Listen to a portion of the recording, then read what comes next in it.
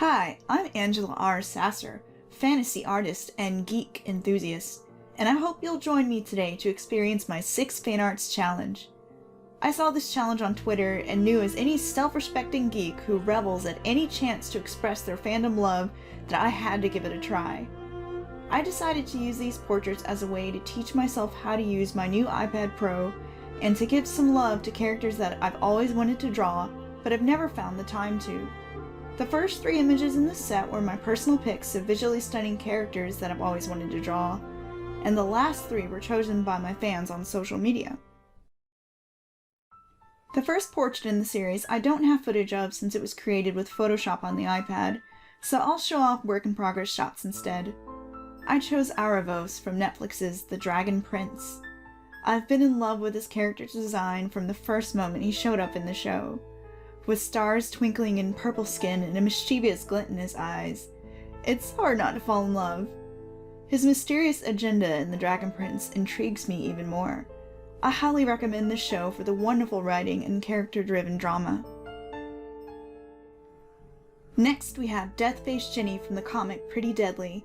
At this point I switched to Procreate, which allowed me easier navigation and time-lapse recording than Photoshop for the iPad. If you've been wronged, sing the song of vengeance. Death-Faced Ginny will ride on the wind to answer the call.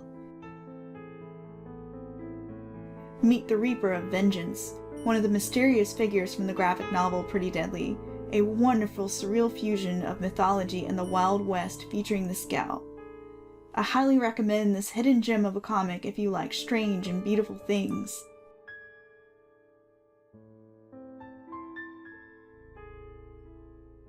This is my first finished piece in Procreate, and I was impressed with the results.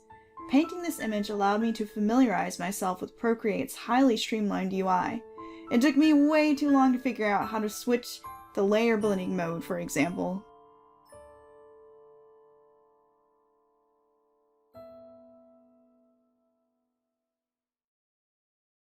For the third portrait, I chose Dabi from My Hero Academia. Another character who won me over on pure aesthetics alone. His look is so creepy and unique, and I've always found subdued color palettes with bright accents to be visually stunning. This portrait helped teach me how to use the selection and color fill features. I also learned that the flame brush in the Elements set works really well for fire effects. Next we have Azula from Avatar: The Last Airbender, one of my all-time favorite shows. Azula was one of my most requested subjects, and I was happy to oblige. This cold, calculating villainess is one of the many amazingly realized characters from the show. For this portrait, I learned that Procreate's light pen brush is amazing for lightning effects. I think 80% of the time I spent on this was perfecting Azula's smiling glare. Out of all the portraits, I was happiest with Azula's for the challenging facial expression and pushed lighting. Do you agree with my favorite pick? Leave a comment and let me know after you get to see all of the portraits.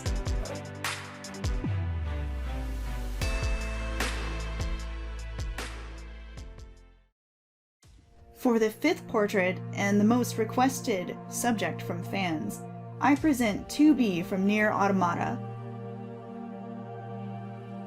You can't beat the gorgeous aesthetic of Nier or the amazing twisting narrative which asks deep questions on the nature of humanity. Plus, blindfolded sword gals are totally my aesthetic. I had more fun exploring some of the texture brushes in Procreate to simulate a suede texture with this piece. Surprisingly, it was the stucco brush that ended up being my favorite for that purpose.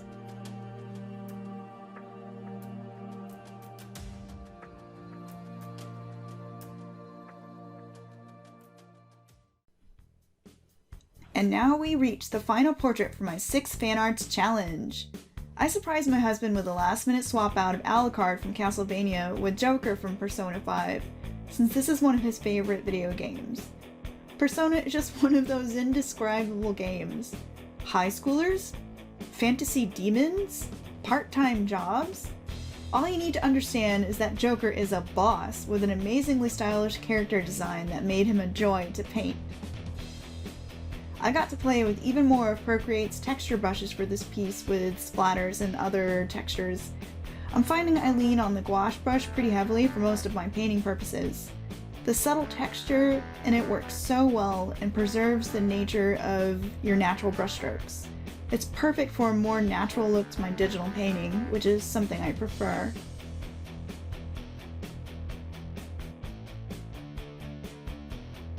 If you'd like to see me draw Alucard sometime, show your vampire love in the comments.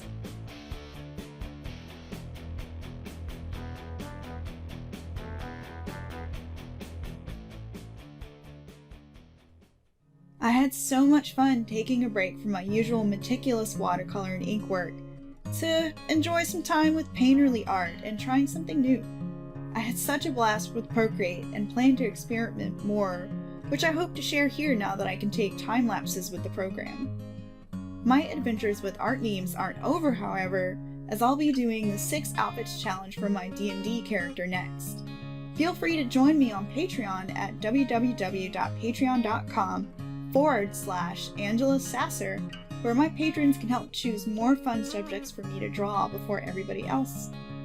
You can also see a transcript of this video with a gallery of these images if you prefer to see the art all in one place.